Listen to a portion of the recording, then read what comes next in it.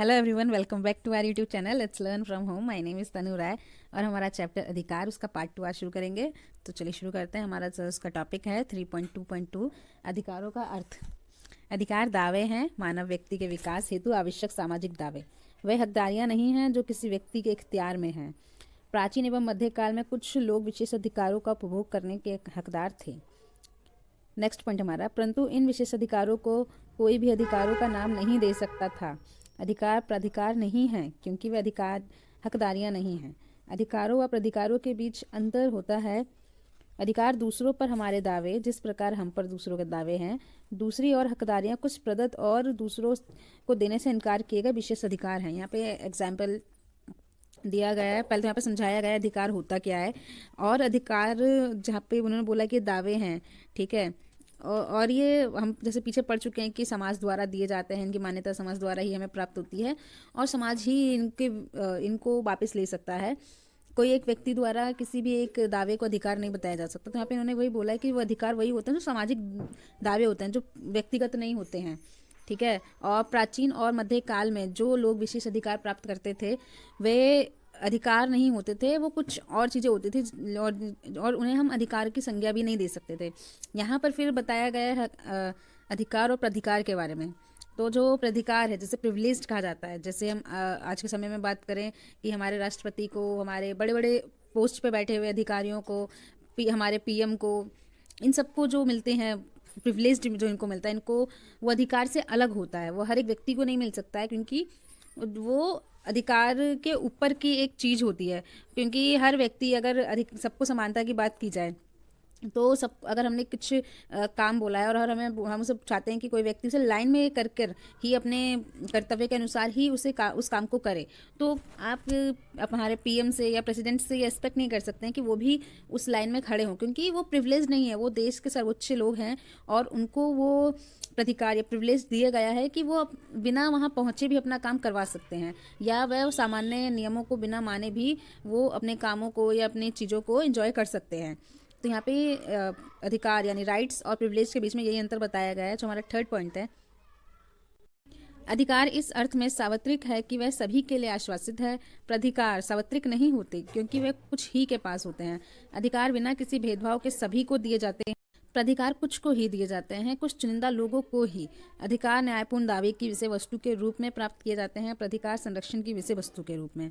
Fourth point हमारा, अधिकार लोकतांत्रिक समाजों में उत्पन्न होते हैं, प्राधिकार और लोकतांत्रिक पद्धतियों के अभिलक्षण हैं। देखिए यहाँ पे है, हमने अभी पीछे पढ़ा था कि अधिकार और प्राधिकार के बीच में अंतर क्या है। यहाँ पे यही बताया गया है कि ये सार्वत्रिक नहीं है।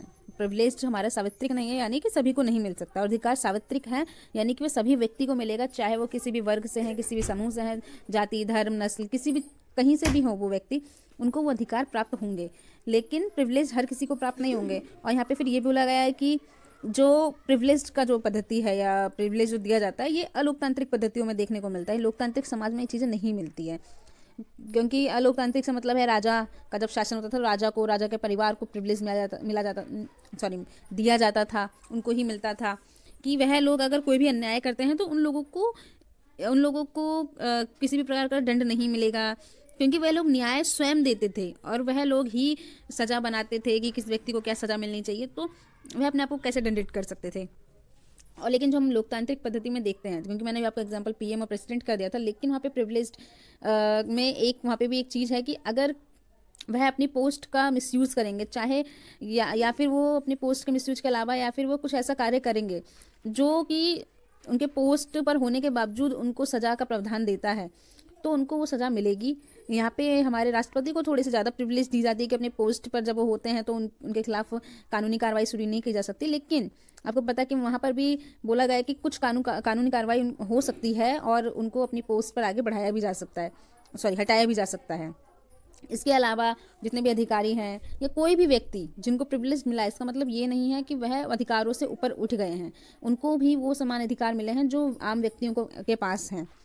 लेकिन जब हम अधिकारों और प्राधिकारों की बात करेंगे तो हमें हमेशा अधिकारों को ही प्रेफरेंस देनी चाहिए।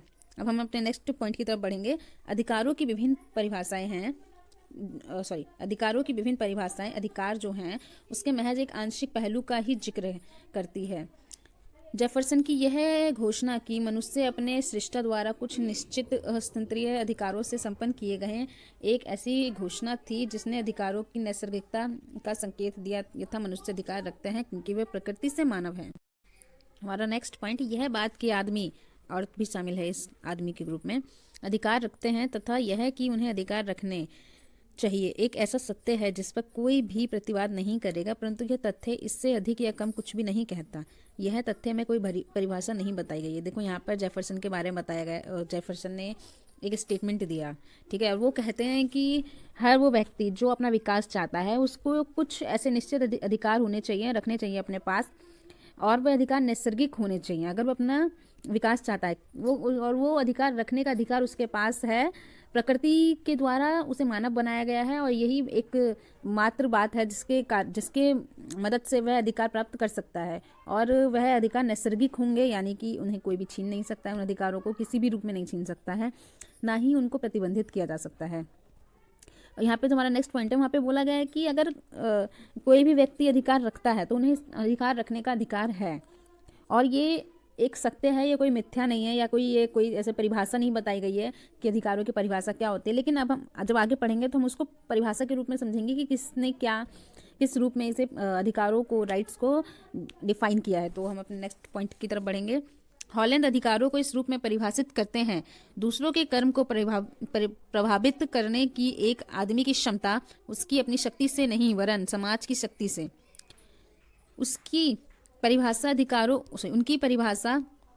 अधिकारों का वर्णन समाज द्वारा एक आदमी के सुखी बनाए गए कार्यकलापों के रूप में करती है, जिसका अर्थ है कि हॉलैंड अधिकारों का सिर्फ एक सामाजिक दावों के रूप में वर्णन कर रहे हैं। इस बात को कि एक अधिकारों की परिभाषा में अधिकारों के अन्य पहलू भी होते हैं उचित स्थान नहीं दिया गया। यहाँ पे हॉलैंड कहते हैं कि दूसरों का काम करने की जो क्षमता होती है वो उसकी अपनी नहीं होती, वो समाज के द्वारा उसे प्राप्त होती है। यानी कि हमने जो पहले पढ़ा था पिछली वीडियो में और जो अभी भी हमने जाना कि समाज के द्वारा ही हमें अधिकार मिलते हैं और समाज ही उन्हें छीन सकता है। और शक्ति व्यक्तिगत हो सकती है, लेकिन उस शक्ति को अपनाने के लिए या उस शक्ति के प्रयोग में भी हमें समाज की मदद की ज़रूरत होती है। यहाँ पे भी उन्होंने यही बोला है कि अगर हम दूसरों के काम को प्रभावित करना चाहते हैं या दूसरों की क्षमता को प्रभावित करना चाहते हैं तो हमें जो शक्ति मिलेगी वो हमें समाज के द्वारा मिलेगी, हमें वो अपने आप से प्राप्त नहीं होगी। फिर यहाँ पे वो बोलते हैं हमारे नेक्स्ट लाइन में कि वो अधिकारों को किस रूप में परिभाषित करते हैं। कहते हैं कि समाज के द्वारा एक आदमी कि जो अपने सुख के लिए जो कार्य करता है, ठीक है, वही अधिकार होते हैं और वह अधिकारों को सामाजिक दावे के रूप में वर्णन करते हैं। जैसा कि पीछे भी हमने देखा कि जॉन लॉक ने भी उन्हें सामाजिक दावों के रूप में ही वर्णित किया था। इसके अलावा फिर वो कहते हैं कि सिर्फ यही एक अधिकारों की परिभाषा नहीं, इसके और अनेक पहलू भी हो सकते हैं, लेकिन वहाँ पे वो उसे वो स्थान नहीं देना चाहते हैं। तो हम अगले पॉइंट में जानेंगे कि बिल्डे, क्योंकि हमारा नेक्स्ट पॉइंट हमारा बिल्डे क्या बोलते हैं अधिकारों के बारे में। बिल्डे अधिकारों की अपनी परिभाषा में सामाजिक दावा पहलू को एक अस्थायी विवेचना देते हुए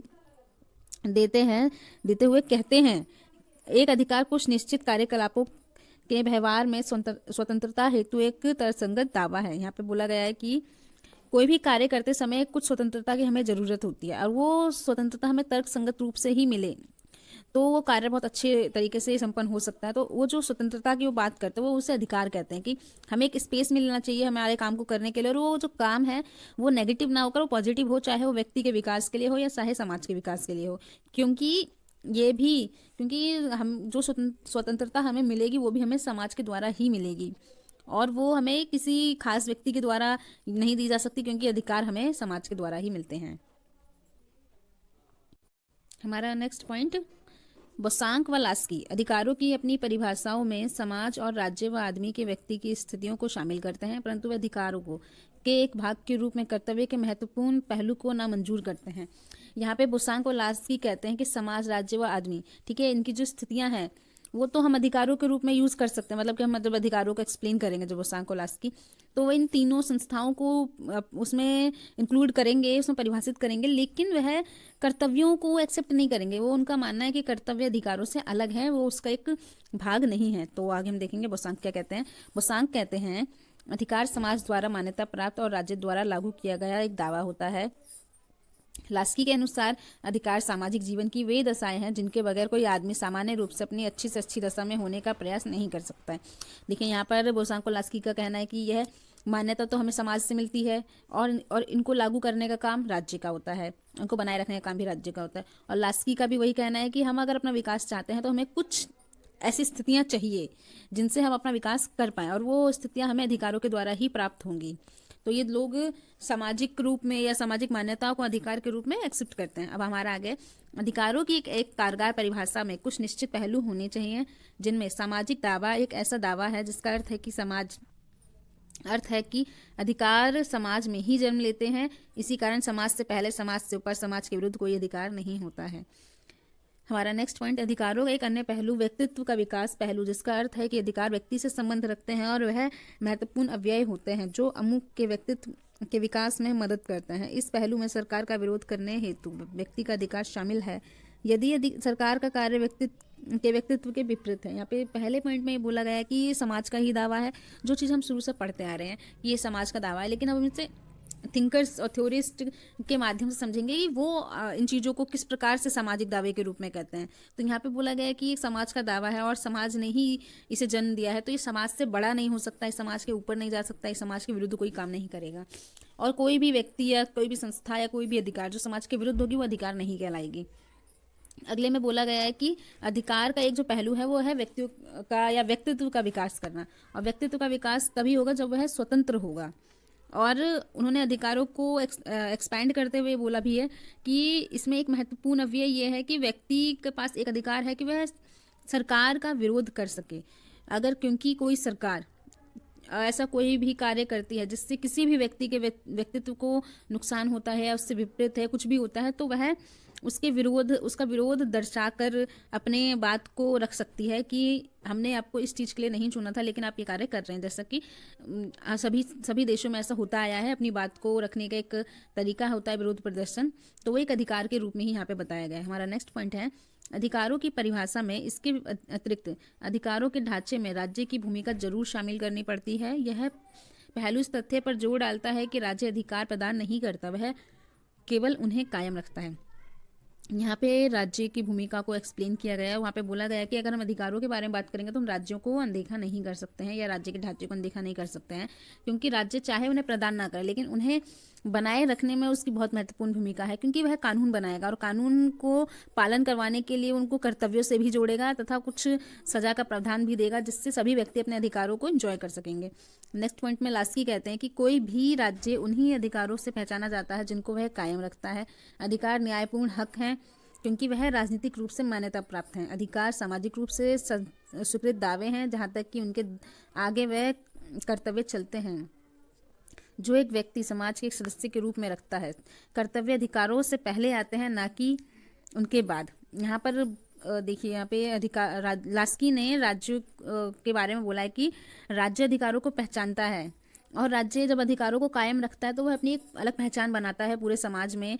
और क्योंकि आपको पता है कोई भी समाज या कोई भी देश जब बड़ा होता है, जब वो अपने आप को बड़ा दिखाता है, यानी कि वह अपने यहाँ पे जितने भी लोग हैं उन सबको वो अधिकार प्रदान करता है, उनको वो पर्सनल स्पेस या स्वतंत्रता देता है। जैसे कि हम अगर भारत की बात करें तो भारत ने 377 आर्टिकल को लीगल बताया, और सभी जो भी LGBTQ उसमें आते हैं, ठीक है, पूरा जो ग्रुप उसमें आता है, जब उनको स्वतंत्रता मिली तो वो उनको स्वतंत्रता, सिर्फ स्वतंत्रता नहीं बल्कि उनको अधिकार भी मिले कुछ अपने निजी जीवन को आगे बढ़ाने का, या फिर या फिर अदर्स की जब कैटेगरी उनको, या ट्रांसजेंडर की कैटेगरी उनको मिलती है, तो ये चीज़ें दिखाता है कि कैसे हम उन चीज़ों को एक्सेप्ट कर रहे हैं, समाज में मान्यता दे रहे हैं, और हम अपने समाज को संकीर्ण नहीं बना रहे हैं। ये चीज़ें दिखाती है। इसके अलावा हम अपने 4th पॉइंट की तरफ बढ़ेंगे। यह बात इस तात्पर्य से है कि कर्तव्य अधिकारों से अधिक महत्वपूर्ण है, तथा यही बात है जो अधिकारों को उनकी प्रकृति व उनके व्यवहार में परिसीमित करती है। कोई अधिकार संपूर्ण नहीं होता, संपूर्ण अधिकार इस संबंध में एक असंगति है। जैसा कि नेक्स्ट पॉइंट हमारा, जैसा कि रेफेल निश्चय पूर्वक ठीक ही कहते हैं, स्वतंत्रताओं के रूप में अधिकार व दावों के रूप में अधिकारों के बीच में अंतर सामाजिक व राजनीतिक सिद्धांत हेतु एक महत्वपूर्ण विषय वस्तु बन चुका। देखो यहाँ पे हमने जब लास्की के बारे में पढ़ा था तो वहाँ पे लास्की अधिकारों की पहचान के बारे में कहते हैं, फिर वो ये भी कहते हैं कि अधिकार न्यायपूर्ण हमारे हक हैं और हमें राजनीतिक रूप से प्राप्त होने चाहिए। साथ में वो ये भी बोल रहे होते हैं कि कर्तव्य अधिकारों से हमेशा पहले ही आएंगे। ये लास्की को पढ़ने के बाद हमको प्लेटो की जब याद आती है, वहाँ पे वो प्लेटो कहते हैं कि हर व्यक्ति को अपनी क्षमताओं के अनुसार कार्य करना चाहिए और अपनी योग्यताओं के अनुसार कार्य करना चाहिए। इसका मतलब वो अपने कर्तव्यों की बात कर रहे होते हैं। तो ये लोग थोड़ा कर्तव्यों को अधिकारों से ऊपर ही रखते हैं और उनका ऐसा मानना है कि अगर हम चीज़ों को अगर हम अपने अधिकारों को प्राप्त करना चाहते हैं तो हमारे पास हमारे कर्तव्य पूरे करने हमारे लिए ज़रूरी है। जैसे इसका एग्जांपल मैंने आपको वोट देना बताया था। और फिर हमारे नेक्स्ट पॉइंट में भी यही चीज़ बोली गई है कि जो हमारे कर्तव्य हैं वो हमारे अधिकारों से महत्वपूर्ण है और उनकी प्रकृति व्यवहार भी अलग अलग है। और यहाँ पे फिर हमारे लास्ट पॉइंट में रेफेल का कहना है कि अगर हम स्वतंत्रता और दावों यानी अधिकारों की बात करेंगे तो हम उसे राजनीतिक और सामाजिक रूप में इसके बीच में अंतर है, जो कि एक अलग ही हमें एक स्कोप देगा पढ़ने का कि हम सामाजिक रूप में जो हमारी स्वतंत्रता है या सामाजिक रूप में हमारे अधिकार वो किस प्रकार होंगे, और वैसे ही राजनीतिक रूप में। तो ये वीडियो यहीं पे ख़त्म होती है आज के लिए। अब हम मिलेंगे हमारे नेक्स्ट वीडियो में। प्लीज़ आप शेयर कीजिए, कमेंट कीजिए, लाइक कीजिए और चैनल को सब्सक्राइब करना मत भूलिएगा। Thank you.